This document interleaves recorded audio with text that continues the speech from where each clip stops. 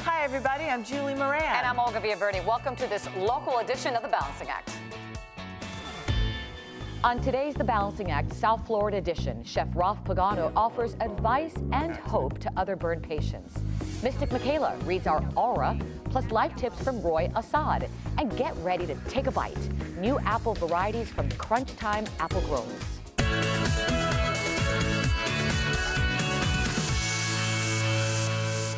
These beauties right here were developed in the Empire State and grown by dedicated farmers. And here's Amber with more.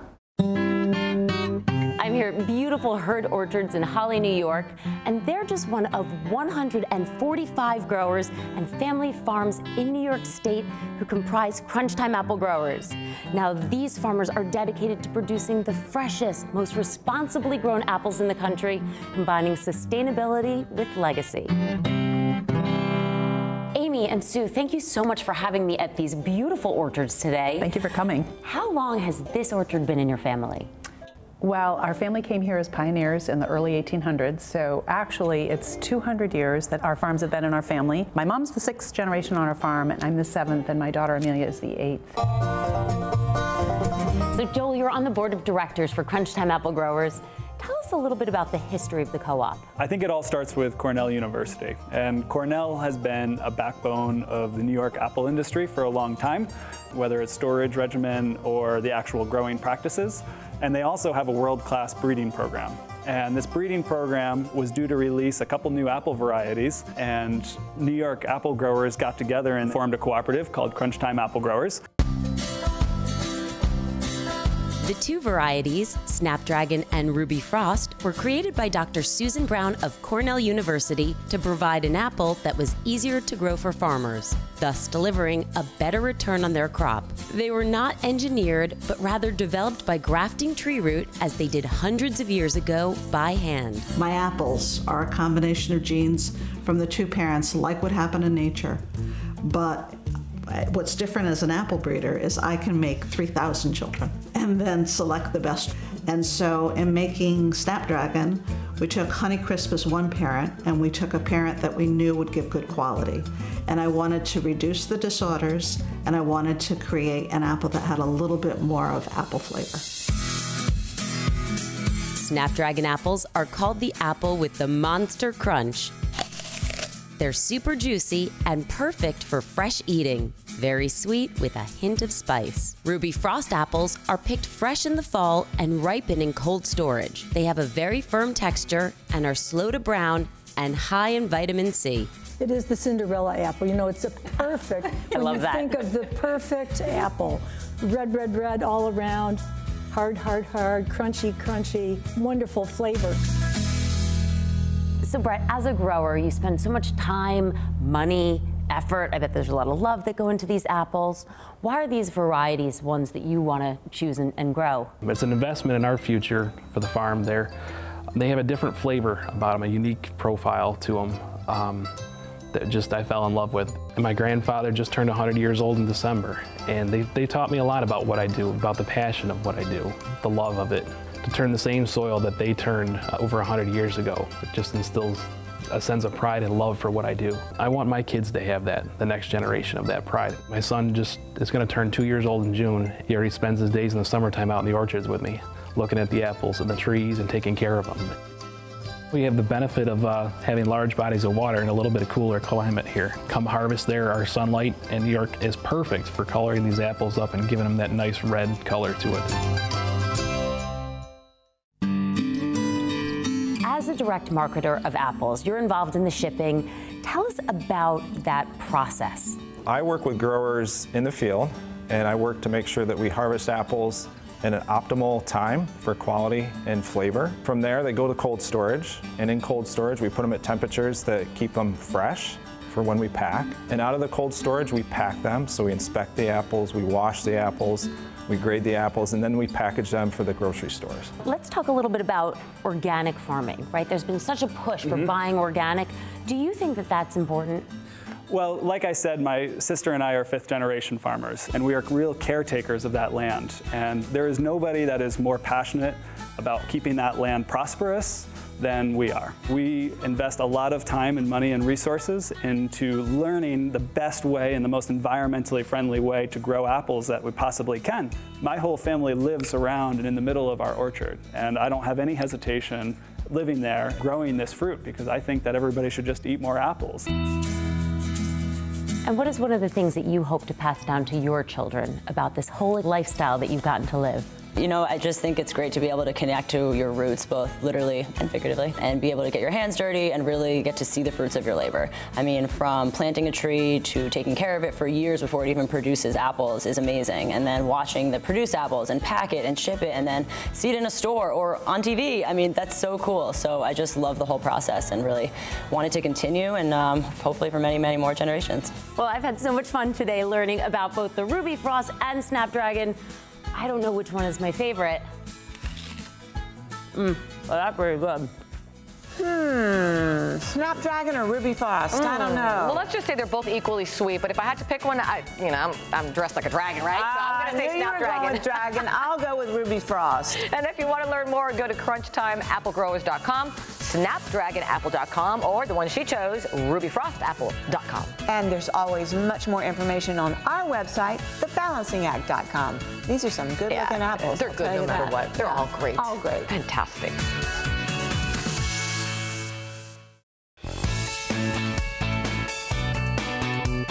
Life coach Roy Asada has been helping executives and folks just like you and me for 20 years. Positive transformation in both our personal and professional lives is possible. Sometimes we just need a little bit of motivation and inspiration to help us break through. Get ready for some Royisms.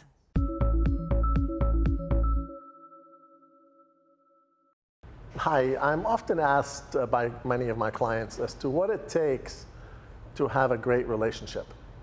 And there are simply 5, I would call them secrets that I can share with you. Number 1, intimacy. And what that means is you let them into your life so that they are really privy to who you are. And it's not involving sex, although sex could be part of it, but intimacy is that closeness that occurs between 2 people. Number 2 is fellowship. Fellowship kind of tells you that you guys have a real relationship going on, and I recommend that in the fellowship part that you're eating together as often as possible. So maybe twice a week, just the 2 of you, not with another couple, but just the 2 of you. Thirdly, I would say independence is a great secret. Independence is giving someone the space that they deserve so they're not feeling boxed in. And they're giving you the space that you deserve as well, so that you're not really into each other's or over each other, controlling one another. Fourth is experiences. In the world that we live in today, people buy stuff. What I say is less stuff and more memories. Those memories will last for a long time, and that's what keeps you together. And fifth, which is last, is engagement. The engagement of being really in and aware of what your partner is up to, what's going on in their life. And you at the same time are part of their life, and you're aware of what they're dealing with day in and day out. So those are the secrets.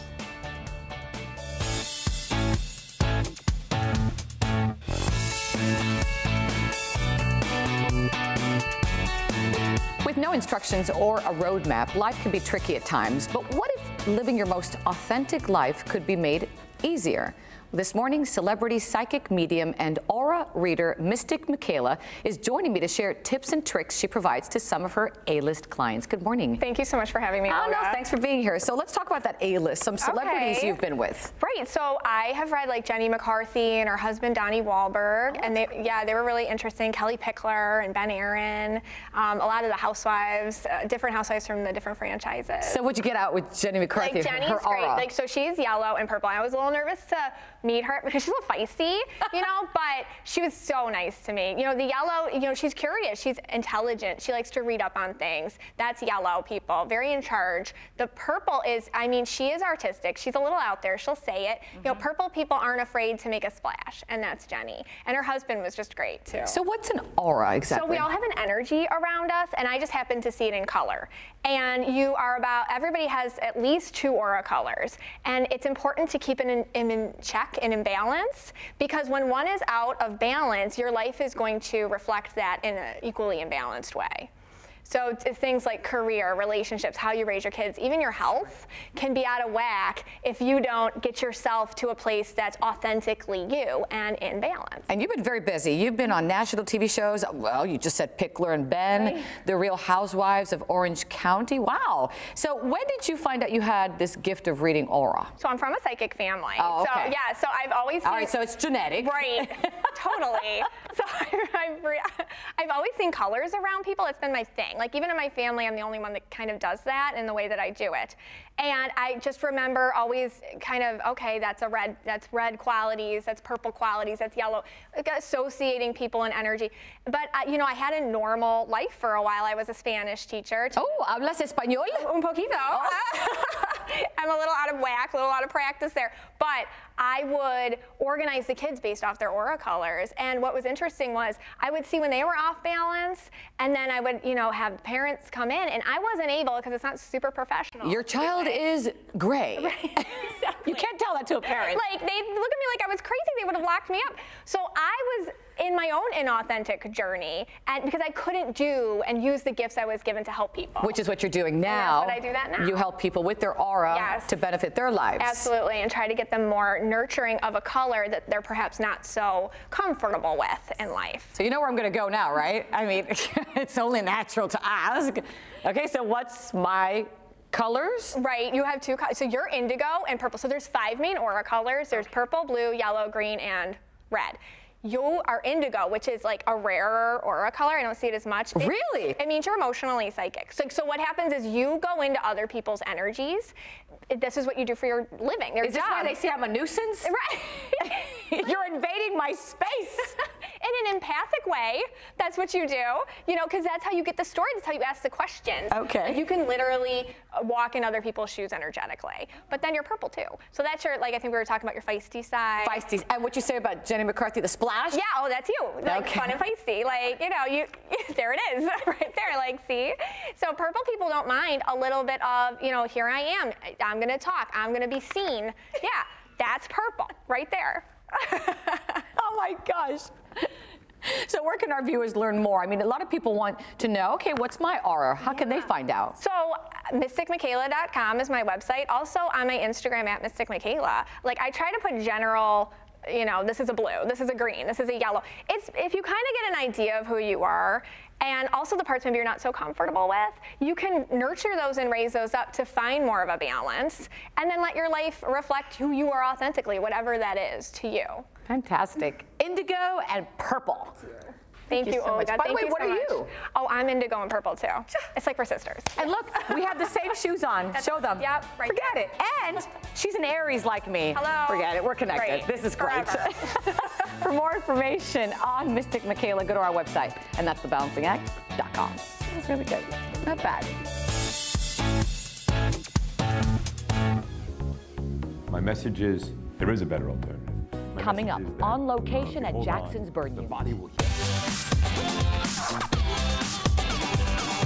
A few months ago, we shared Ralph Pagano's story of survival, his courage and determination to recover from a tragic burn accident in Bimini. Ralph, as you saw, is doing well and is still as determined as ever. In fact, he's helping others who have gone through what he experienced. Other burn patients who need a hug, a good laugh, or a good friend. It's part of the Burn Survivor Support Group at Jackson Health. Take a look. How are you? I'm so glad you made it. Hi, Mary. How are you? So glad you made it. Yay, you made it. Yay. A warm welcome, a smile. Hey, how you doing? Some are friends, some are strangers, but they all have one thing in common. They've all been burned in a tragic accident. July 4th last year, I was cleaning my barbecue grill, and the grill kind of flared up and caught my shirt on fire. One by one, they come together at a group therapy session at Jackson Memorial Hospital.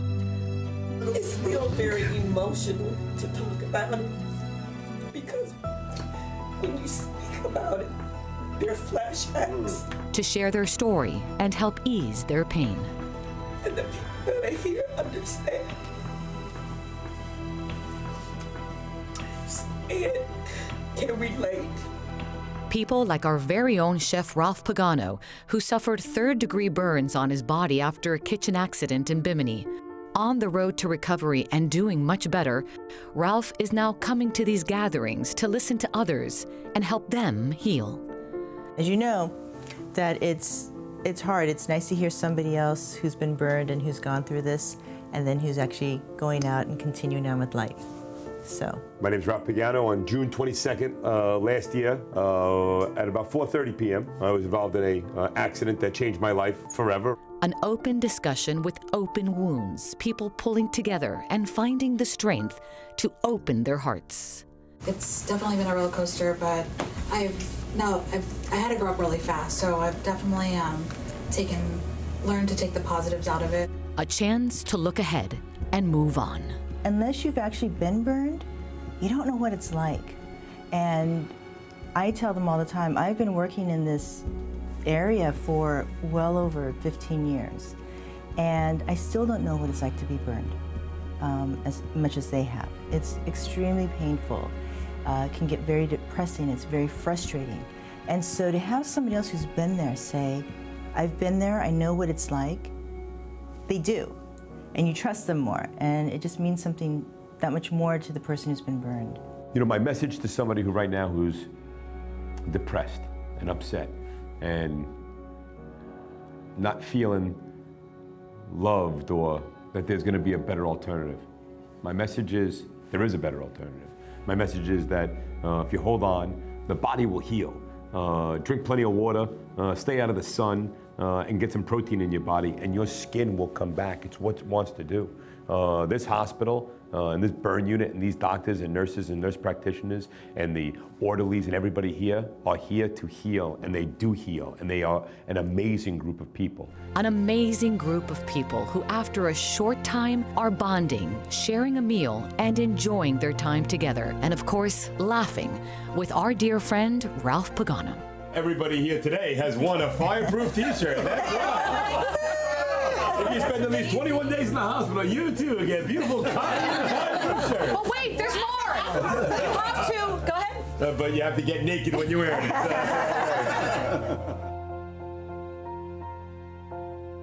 What a great story, Wow, right? yes. We want to thank Jackson Health for letting us join in on this inspiring gathering. And to all of those who were there, thank you so much for sharing your personal story, and we are praying for you. And of course, a huge thanks to our very own Ralph. He's fantastic. He is. And if you'd like more information on the Burn Center, you can go to jacksonhealth.org and search Burn Center, or go to our website, thebalancingact.com. We're coming right back, so stay with us. We've got a Royism from Roy Asada. Don't go anywhere. The reason we have doubt, it's when we get into our own stinking thinking. Life coach Roy Asada has been helping executives and folks just like you and me for 20 years. Positive transformation in both our personal and professional lives is possible. Sometimes we just need a little bit of motivation and inspiration to help us break through. Get ready for some Royisms. It is said that doubt kills more dreams than anything else. And we as humans always experience these things, as you know. But the artist Van Gogh was once asked by his students if he ever had any doubt. And his answer will shock you. He said yes. His reply was yes. However, when I have doubt, I paint. And when I paint, all doubt is removed. What a beautiful thing, because in fact, the reason we have doubt, it's when we get into our own stinking thinking. When we're in the mode of action, we are getting over our doubt. That's how we get over doubt. So what I'm suggesting is, instead of using your mind and worry about whether you believe or you can't or you will or what have you, and those are the contemplations that we get so busy with, just get into the act of doing. Get in the act of doing. And when you're doing and you're being, all doubt is removed. Today on Behind the Mystery, we're talking about narcolepsy, a condition that affects around 1 in 2,000 people in the U.S. It's often an underdiagnosed or misdiagnosed disorder. And for one woman, it was quite the journey. Narcolepsy can be described as struggling to stay awake or nodding off at inappropriate times. It can affect a person's ability to work, attend school, and build personal relationships. Christine has been living with her condition for over 25 years. My symptoms started around age 12 when I was in junior high. I was falling asleep all day in class. The other kids were mean. They thought it was a joke. They'd always just slam books next to my ears and watch me just like jump out of my sleep. School called for a parent conference. I was failing in school, and to be able to graduate, I had to take night classes. It affected my social life. We'd have sleepover parties, and like I would fall asleep right away. I was doing my homework on the floor and I'd fallen asleep in my book. My dad was like, Christine, wake up. He was trying to wake me up, and he thought something was wrong with me because he couldn't wake me up, and he got scared. I started to like wake up out of this deep sleep, and when he's like, okay, something's just like not right.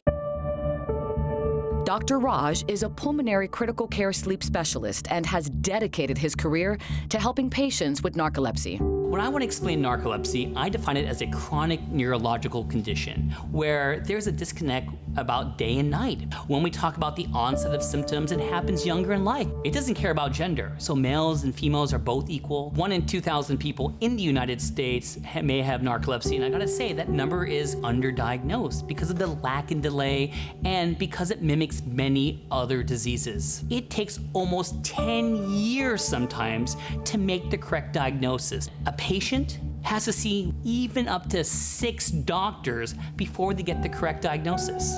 There are 5 symptoms of narcolepsy. You don't need to have all 5 symptoms to be diagnosed. When I think about the symptoms of narcolepsy, I kind of put them into the big 5. Number 1, it's always going to be excessive daytime sleepiness. This is the most debilitating. People during the day are falling asleep from irresistible attacks of sleepiness. Cataplexy, it's when you lose muscle tone. It could be weakness of the legs, buckling of the knees. It could be only in the face. It could be drooping of your eyes, slurring of your speech, poor sleep at night. They have multiple awakenings and arousals, making the daytime twice as hard. Sleep paralysis, there's a disconnect between the brain and the body. You're awake, but your body is still stuck in REM sleep and you can't move. Hypnagogic and hypnopompic hallucinations. Your body puts your mind in this hyper-aroused state, and sometimes you see something out of the corner of your eye. You may see a shadow out there. It could be scary. You're not gonna have all 5 symptoms at the same time. They could appear at different times in life. Along with excessive daytime sleepiness, Christine also experienced cataplexy. I lose muscle tension in my neck. Sometimes my knees will buckle. If I laugh, my face would droop. Around my family, they're really hilarious. They just make jokes all the time, and I'd be like afraid to hang out with them or be around the family because I lose my muscle tension in my neck. So I'd be embarrassed. And how scared can you possibly be where you're just laughing and all of a sudden you can't stand, your arm's not working, your vision's getting blurry, you can't even get the words out? Christine was telling me very emotional stories where no one knew what this cataplexy was. My nephews and my sister's side of the family, they really didn't understand because they lived far away. They just thought that I wanted to be by myself. They didn't miss spending time with my family. Around 50% of patients who have narcolepsy have probably been undiagnosed. The symptoms of narcolepsy mimic so many other diseases. Things like depression, things like anxiety, ADD, ADHD. So they see many doctors. There is a resource out there called morethantired.com. It's a great place where if you think you suffer from narcolepsy or know someone who has it, they have a screening questionnaire. So it tells you, hey, maybe I should go see a physician. And on that note, there is a physician finder to find out who is close to you who actually is familiar with this disorder. I went to my family physician and got evaluated. They did the blood work and it came out clear, and they didn't understand, so then they referred me out to a neurologist and then scheduled the sleep study because she was unclear of what was going on. how do we diagnose people with narcolepsy? The test we do is, number one, we get an overnight sleep study. We call that a polysomnography. We have EEGs attached to your brain. We're looking at your heart rate. We have your movements. Then you'll pursue what's called a MSLT. That stands for Multiple Sleep Latency Test. It's kind of a napping study. So, based upon criteria on how fast you fall asleep and how many times you go into REM sleep with the right history and physical, we can make a diagnosis. So 25 years ago, being diagnosed meant a week-long study. My parents were very supportive. They went with me to the hospital, and I stayed there by myself and was kind of scared.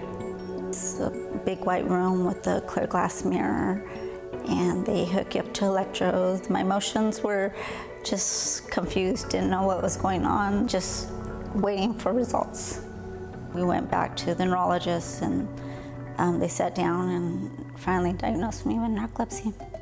Relief can come with finally being diagnosed, which is why it's important to be aware of your symptoms and speak to a sleep specialist if you suspect you have narcolepsy. When I talk to my patient with narcolepsy, whether it's before the diagnosis or after, I want to give them the confidence that there is a diagnosis. People out there do suffer. So after being diagnosed, I felt more positive, hung out with the family a lot more often, and not feel ashamed. A year ago, I got referred to Dr. Raj. You can open up to Dr. Raj like a book. Since there's no cure for narcolepsy, Dr. Raj has been really patient. When I think of Christine, it reminds me that every treatment is individualized. Every patient with narcolepsy is unique. There are certain things that patients need, and one treatment plan doesn't fit everyone. Doing the research helped me find some people that had narcolepsy that understood my symptoms, understood what I was going through, because they were going through the same thing. Be your own advocate. Don't give up. If you think you have any of these symptoms discussed, visit morethantired.com to take the symptom screener and find a sleep specialist near you. You can also visit our website at thebalancingact.com. We'll be right back.